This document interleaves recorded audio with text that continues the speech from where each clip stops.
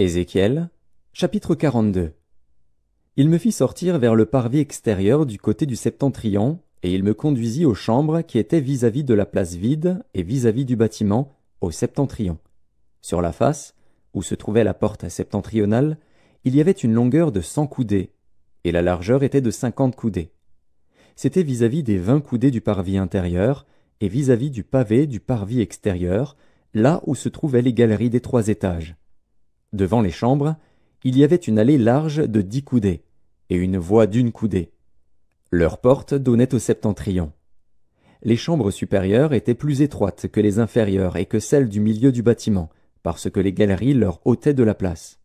Il y avait 3 étages, mais il n'y avait point de colonnes, comme les colonnes des parvis. C'est pourquoi, à partir du sol, les chambres du haut étaient plus étroites que celles du bas et du milieu.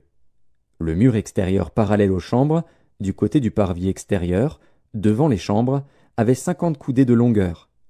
Car la longueur des chambres du côté du parvis extérieur était de 50 coudées. Mais sur la face du temple, il y avait 100 coudées. Au bas de ces chambres était l'entrée de l'Orient, quand on y venait du parvis extérieur. Il y avait encore des chambres sur la largeur du mur du parvis du côté de l'Orient, vis-à-vis de la place vide et vis-à-vis du bâtiment. Devant elle, il y avait une allée, comme devant les chambres qui étaient du côté du septentrion.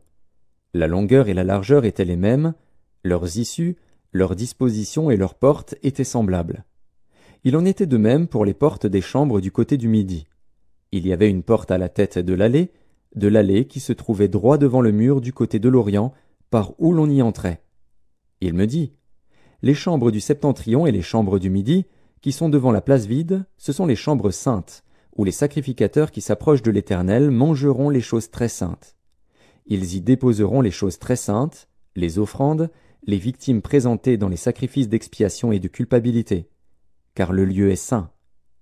Quand les sacrificateurs seront entrés, ils ne sortiront pas du sanctuaire pour aller dans le parvis extérieur, mais ils déposeront là les vêtements avec lesquels ils font le service, car ces vêtements sont saints.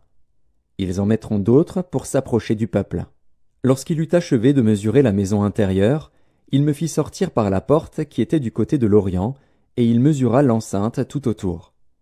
Il mesura le côté de l'Orient avec la canne qui servait de mesure, et il y avait tout autour 500 cannes.